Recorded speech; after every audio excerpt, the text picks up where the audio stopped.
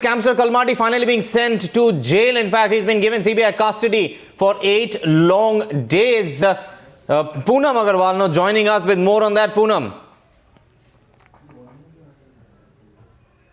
All right, some trouble reaching Poonam, but this is the latest coming in at this point in time. Remember, he was arrested just yesterday for his involvement in a number of scams that had to do with the Commonwealth Games. He was taken to court earlier today. The Patiala House Court, the CBI Special Court that he was taken to, has now decided that he will be remanded to CBI custody for 8 days. In fact, at the same time, remember, the CBI has said it has, in fact, proof in the Swiss timing scam against him. Poonam on the phone line with us with more. Poonam, tell us, what did the court say?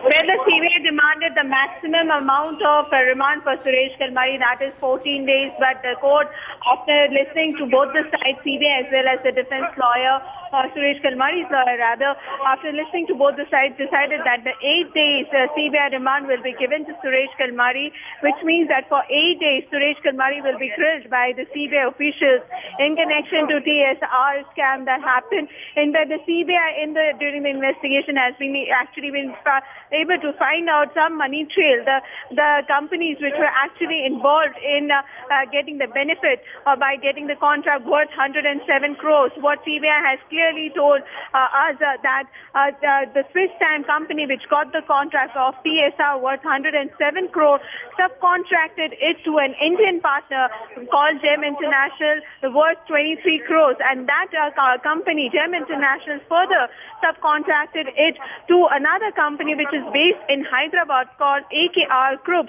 and that company got around almost 13 crores contract. Now CBI's main suspicion arises here because what CBI is saying that this particular company called AKR Group did not do any job worth 13 crores, and secondly CBI is also suspecting that the connection between AKR Group owner Reddy, who is already on run, and Kalmadi as well.